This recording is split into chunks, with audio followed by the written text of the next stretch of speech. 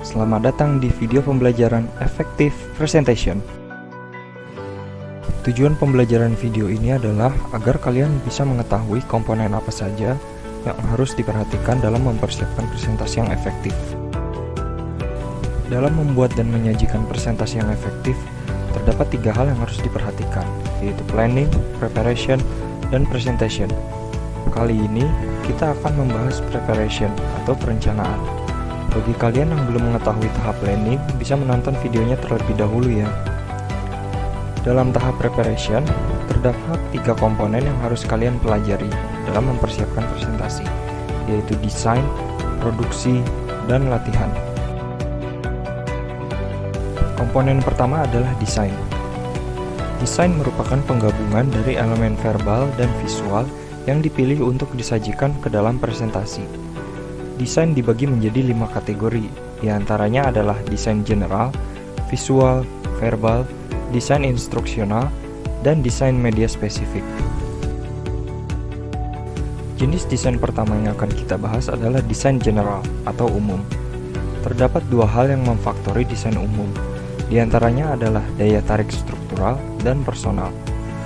Pada daya tarik struktural, kalian harus bisa memberikan informasi secara logis dan jelas, membuat informasi kompleks menjadi sederhana, terdapat pendahuluan, isi, dan ringkasan, menggunakan isyarat verbal maupun visual, dan menggunakan tempo yang mempertimbangkan pokok bahasan dan respons dari audiens. Selanjutnya, agar dapat memiliki daya tarik personal, kalian harus bisa menggunakan contoh yang familiar untuk menyampaikannya.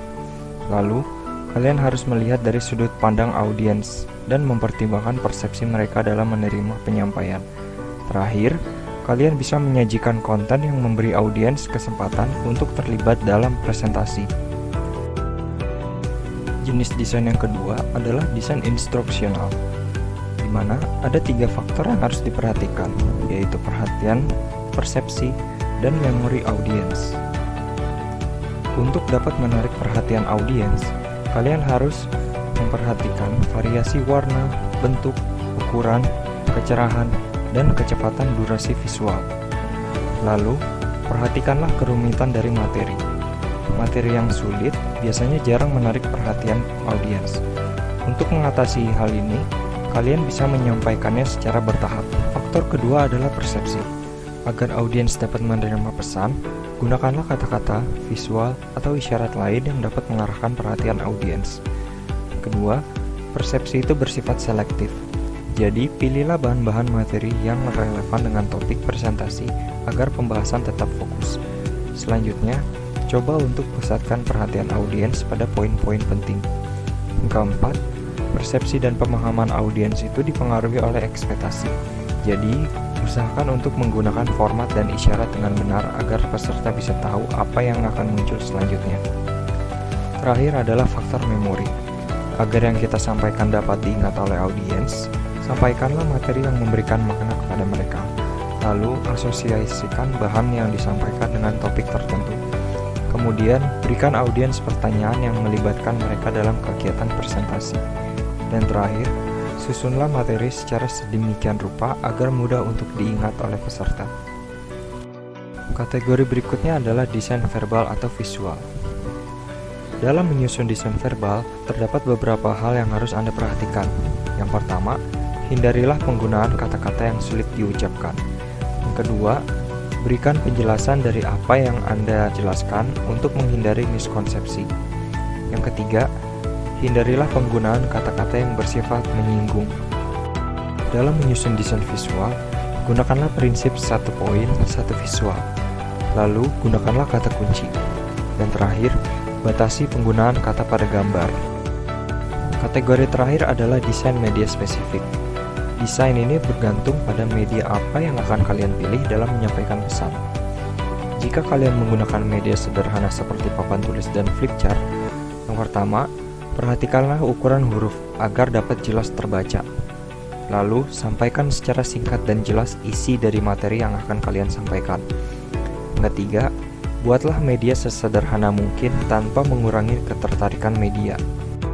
Lalu, jika kalian menggunakan media digital seperti video, PowerPoint, atau media digital lainnya, perhatikanlah hubungan antara gambar dan teks. Lalu gunakan rule of third untuk penempatan objek. Terakhir, hindarilah penggunaan transisi yang berlebihan untuk menghindari distraksi audiens. Komponen berikutnya dari tahap preparation adalah komponen produksi. Dalam membuat dan menyiapkan presentasi, kecepatan produksi dapat dipengaruhi oleh beberapa hal, seperti media yang digunakan dan spesifikasi perangkat, jika kalian menggunakan media digital. Selain itu, kemampuan atau skill pembuat dan biaya produksi juga dapat menjadi faktor yang mempengaruhi proses produksi. Komponen terakhir adalah latihan. Sebelum melakukan presentasi, ada baiknya kalian melakukan latihan terlebih dahulu. Beberapa tips yang dapat kalian gunakan diantaranya adalah: pertama, latihan secara berulang dapat membantu membangun kepercayaan diri. Oleh karena itu, bawalah teman untuk simulasi presentasi yang sebenarnya. Kedua, berilah kesempatan untuk mengkaji ulang dan mengkoreksi kesalahan yang dapat terjadi secara tidak terduga dalam latihan tersebut. Dan terakhir, berlatihlah dengan tempo dan timing jika kalian menggunakan media animasi untuk menyesuaikan dengan transisi yang ada. Demikianlah penjabaran kami. Mohon maaf bila ada kesalahan, dan sampai jumpa lagi di materi berikutnya.